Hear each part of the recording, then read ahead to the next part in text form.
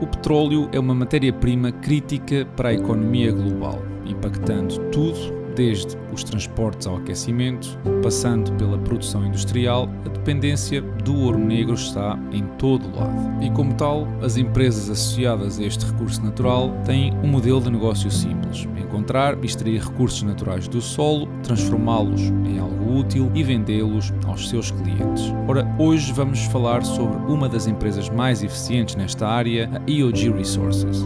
Será que é um bom investimento nesta altura? Bom, vamos descobrir. Vamos a isso.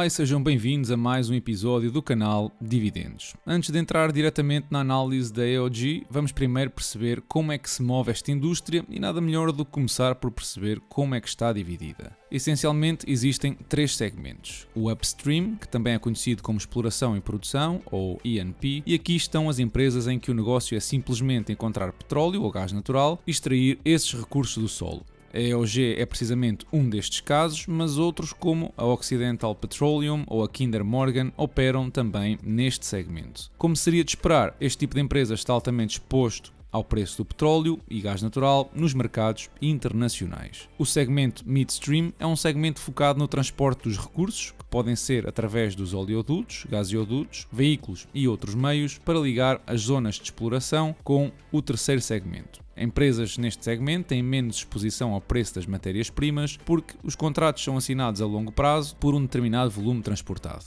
A Enterprise Product Partners, a Enbridge ou a Energy Transfer são exemplos deste tipo de empresas. E por fim temos o segmento de downstream, responsável por refinar e comercializar as matérias-primas para os diferentes usos na sociedade, como a gasolina, gasóleo e muitos outros. Empresas como a Phillips 66, a Valero ou a Marathon Petroleum são exemplos de empresas com este modelo de negócio. Este segmento também está de alguma forma exposto ao preço do mercado das matérias-primas, embora, como são intermediários entre os produtores e o consumidor final, podem sempre compensar o preço e assim garantir uma margem de lucro. Eu sei o que estás a pensar. Acabei de explicar a alto nível a indústria petrolífera e não mencionei nem a ExxonMobil, nem a BP, nem a Chevron. E a razão é porque estas empresas se designam como integradores verticais, porque operam precisamente nos três segmentos que acabámos de ver. A Exxon produz mesmo 3% de todo o petróleo a nível mundial. Mas a ideia aqui é focar-nos no primeiro segmento, porque vamos analisar a EOG Resources. E algo que precisas de saber é que, como todas as empresas que exploram recursos naturais, estão altamente dependentes das suas reservas. Isto é, precisam de estar constantemente a explorar terrenos potenciais para a extração, uma vez que as reservas de petróleo e gás natural estão a diminuir constantemente, diminuindo assim também o valor dos seus ativos. O que isto significa é que é crucial ter um bom balanço ou uma boa posição financeira. Outra coisa é que estas empresas não conseguem controlar o preço do petróleo ou do gás natural. A procura por parte do mercado é que define quanto é que vale cada barril, e isto dá alguma ciclicidade à indústria. A título de curiosidade, um barril de petróleo corresponde a 42 galões, que seriam aproximadamente 159 litros, mas a unidade usada internacionalmente é mesmo o barril. Já no caso do gás natural, a unidade é o cubic feet, que representa pouco mais de 28 litros. Assim que, olhando para o balanço da EOG Resources, vemos que tem como reservas provadas mais de 4.200 milhões de equivalentes a barris de petróleo, dos quais 1,6 mil milhões de crude e reservas condensadas, mais de 1.000 milhões de barris de líquidos do gás natural e um volume elevado de gás natural, sendo que 99% destas reservas estão nos Estados Unidos e apenas 1% em Trinidade e Tobago. Ou seja, 40% das reservas são de petróleo, 27% de líquidos do gás natural e 33% de gás natural. Dependendo da velocidade de produção,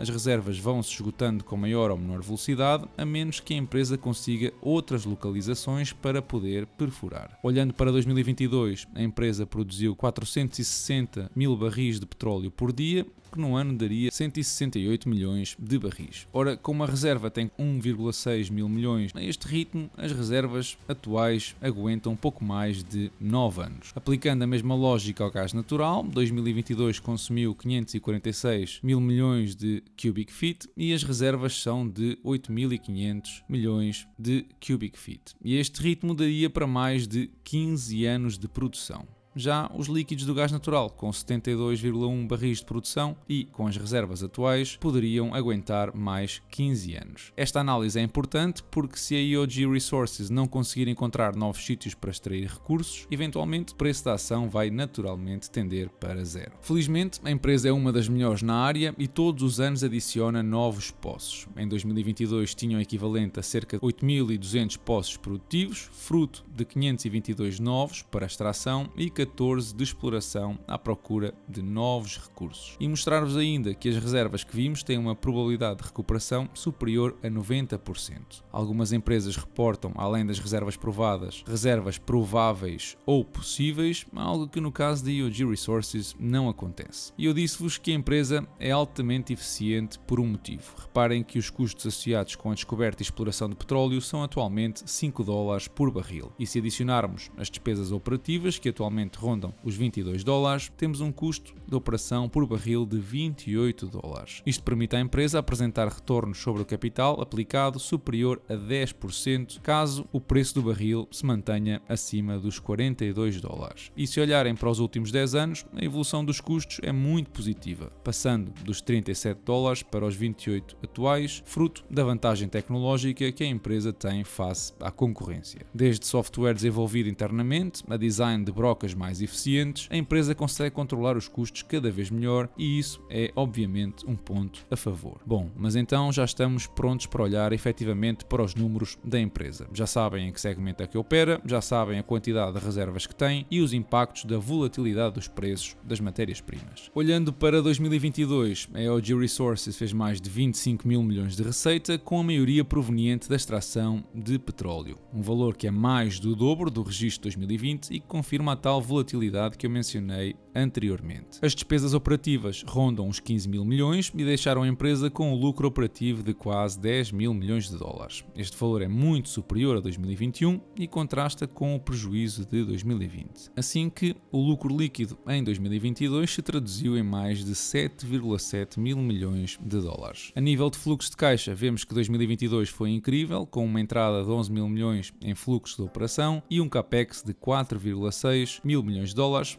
o que resulta num fluxo de caixa livre de quase 6,5 mil milhões de dólares. Olhando para os valores do dividendo pago aos acionistas, vemos um saldo tremendo de 2021 para 2022, fruto de alguns dividendos especiais, retornando assim 5 mil milhões de dólares dos fluxos de caixa livres aos acionistas. A nível de balanço, vou olhar para os valores mais recentes do segundo trimestre de 2023. Aqui vemos mais de 4,7 mil milhões de dólares de dinheiro em caixa, que supera os mais de 3,7 mil milhões de dívida de longo prazo e que os ativos são muito superiores aos passivos, o que são tudo boas notícias. Olhando rapidamente para o início de 2023, é fácil perceber que as receitas com os recursos explorados caíram todas, algumas inclusivamente para metade, fruto da enorme queda no preço do gás natural e do petróleo na primeira metade deste ano. No entanto, a receita total está ao mesmo nível, fruto do hedging que a empresa fez para se proteger destas quedas. As despesas também são inferiores a 2022 e, como tal, o lucro operativo e líquido está a níveis superiores ao mesmo período do ano passado. Olhando para os fluxos de caixa dos primeiros 6 meses de 2023, estão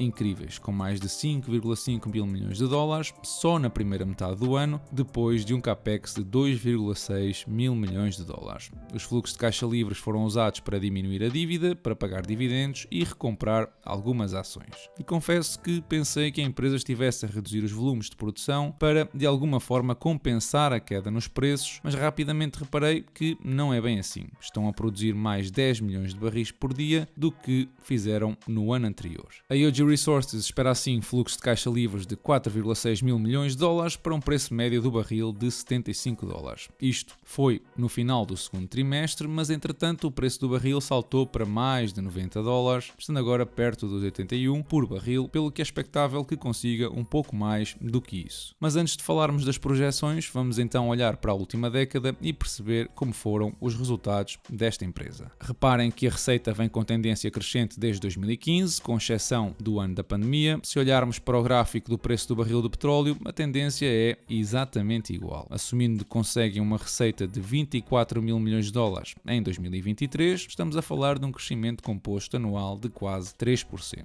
O EBITDA e o lucro líquido mostram-nos que em anos onde o preço cai abruptamente, a empresa sofre e não consegue ter lucros. É verdade que movimentos desta magnitude não são tão frequentes, mas acontecem. Se olharmos para a gestão do capital, o balanço da empresa é impecável, alavancagem zero, boas métricas de performance, com um ROIC de fazer inveja nos últimos 3 anos, mas com a volatilidade dos preços do petróleo e do gás natural nos últimos anos também não é de estranhar. Aliás, antes de 2021, o ROIC da empresa não era nada famoso devido em muito à direção contrária do preço do petróleo. Olhando para os fluxos de caixa, reparem como os últimos 3 anos de fluxo de caixa livre destoam violentamente dos restantes. Aqueles anos piores de 2015, 2016 e 2017 foram anos onde o barril andou entre os 40 a 50 dólares. Valores que, na minha opinião, tão cedo não voltaremos a ver. Mas então, o que é que podemos esperar do futuro? Como é que podemos projetar um futuro deste tipo de empresas? Primeiro, não devemos usar o múltiplo Price to Earnings, porque estas empresas têm eventos esporádicos de impostos que distorcem muito os lucros. Estimar o EBITDA ou os fluxos de caixa são exercícios complicados porque, por um lado, não sabemos o preço das matérias-primas no futuro, nem a quantidade de reservas que a EOG Resources pode conseguir nos próximos 10 anos. Lembrem-se que estamos a falar de recursos naturais finitos e, obviamente, não é realista assumir que as empresas upstream consigam crescer para sempre. O que podemos fazer é avaliar as reservas e projetar a produção. Eu fiz essa projeção de petróleo, líquidos do gás natural e o próprio gás natural para os próximos 10 anos. Em 2022, a EOG Resources tem um equivalente a mais de 2 mil milhões de barris prontos a explorar e 2 mil milhões que seria necessário construir poços para extrair. No total, em 2022 tem mais de 4 mil milhões de equivalentes de barris de petróleo em reservas. Depois, basta traduzir esses barris a quantidades de cada matéria-prima que definem a capacidade máxima de produção. Obviamente que isto assume que a EOG Resources não seria capaz de fazer crescer as reservas, o que é, digamos, uma análise bastante conservadora. Conhecendo a evolução das reservas e da produção desde 2014, podemos atribuir um múltiplo entre o valor da empresa e as métricas que vimos. Por exemplo, o mercado atribui em média 19 vezes o valor das reservas da EOG. Comprar a ação em 2020 era um no-brainer porque o múltiplo estava sensivelmente a metade da média histórica. Hoje em dia está nas 17 vezes, o que pode indicar aqui alguma subvalorização. Já a valorização da produção anda normalmente nas 217 vezes e em 2023 está nas 145, bem abaixo da média, o que novamente sugere alguma subvalorização. Olhando para as projeções de cada recurso, reparem como eu limito o crescimento à capacidade máxima atual. É fácil perceber que se a EOG Resources não conseguir novas reservas de crude, a produção do petróleo vai cair a 2% ao ano. Já o gás natural e os líquidos do mesmo conseguem crescer todos os anos porque as reservas existentes são mais do que suficientes para sustentar os crescimentos na produção que vemos na imagem. Mas projetar a produção apenas não serve, já que a receita vai estar obviamente muito dependente do preço das matérias-primas. Por isso, eu criei 3 cenários para cada um deles e projeto a receita até 2033. Se o barril de petróleo se mantiver em média a 80 dólares nos próximos 10 anos e os preços médios da coluna verde se concretizarem para os restantes recursos naturais, podemos esperar uma receita de 20 mil milhões de dólares nesse ano, assumindo que a produção de petróleo vai caindo a 2%. Na pior das hipóteses, a receita pode eventualmente cair para os 13,6 mil milhões, limitada obviamente pelas reservas atuais. Ora, para uma margem de fluxo de caixa livre de 20%, estamos a falar de valores entre os 3 a 4 mil milhões de dólares de fluxo de caixa livres inferiores ao atual. Mas então fará sentido investir nesta empresa se a nossa estimativa é que os fluxos de caixa não vão crescer? Eu sou da opinião que o potencial de valorização neste momento não compensa o risco do preço da matéria-prima. Eu comprei a EOG Resources a 35 $105 em 2020 e gastei no total $220. Entretanto, a empresa já me pagou $89 em dividendos e valorizou 240%. Vender para realizar mais-valias é tentador, resultaria num lucro de 270% antes de impostos. No entanto, eu perderia os $20 anuais em dividendos. Além de que eu considero que a empresa está cada vez mais eficiente e consegue ser bastante lucrativa para um preço do barril na casa dos $60, algo que eu tenho sérias dúvidas que volte a acontecer num futuro próximo. Comprar agora parece-me arriscado, mas se entretanto existir um evento que cause volatilidade no preço e coloque as reservas da empresa num múltiplo abaixo das 15 vezes, aí sim pode ser interessante para quem quer iniciar uma posição. Se ainda quiserem olhar para as projeções do EBITDA e dos fluxos de caixa dos acionistas, o melhor, na minha opinião, é não estimar qualquer crescimento. O EBITDA em 2033 implicaria uma receita de 25 mil milhões, que, se estão recordados, ficam um pouco acima do que vimos nas projeções da produção. O resultado seria então uma valorização anual de 3%. Já os fluxos de caixa dos acionistas mostram um valor de $68 para cada ação, caso não cresçam até 2033. Mas então, e a transição energética? Investir neste tipo de empresas não representará um risco acrescido, uma vez que no longo prazo a direção é substituir o consumo do petróleo? A resposta natural é sim, embora eu acredite que tão cedo também não vamos conseguir consumar essa substituição. Apesar de existirem métricas muito exigentes para 2030 relacionadas com o Acordo Climático de Paris, a grande maioria de países não está sequer na direção positiva. A Agência Internacional de Energia estima que a procura de petróleo atinge o pico na década de 2030 e que começa a decair até 2050. Mesmo a produção de gás natural estima-se que continua a crescer, sendo que os Estados Unidos são um dos principais agentes económicos nesse recurso natural. Além disto ser benéfico para a EOG Resources, durante a próxima década, um dos locais com maior potencial para a exploração do petróleo é o Wolf Camp, onde precisamente a EOG Resources tem uma forte presença. Assim que a transição energética está, na minha opinião, ainda a 2 ou 3 décadas de distância, pelo que eu continuarei a acreditar na EOG Resources até que deixe de fazer sentido. Já sabes que podes encontrar mais de 37 análises como esta no Patreon, muitas delas exclusivas. Os patronos do canal escolheram a análise a esta empresa para este mês e tu também podes participar apoiando o canal. Mas antes, deixa-me saber a tua opinião sobre a EOG Resources na caixa de comentários. Esta semana vimos comportamentos distintos em algumas bolsas mundiais, com o nosso PSI a destacar-se pelo lado positivo e o Nasdaq ou a bolsa alemã a não terem tanta sorte. O FMI veio alertar que os preços das casas em Portugal estão 20% acima do que seriam preços justos, mas nesta altura isto já não é novidade para ninguém. E até arrisco mesmo a dizer que a sobrevalorização é superior aos 20%. Ainda nesta área da habitação, o governo está a estudar a melhor forma de impedir o aumento das rendas, indexado à inflação e que foi calculado pelo Instituto Nacional de Estatística.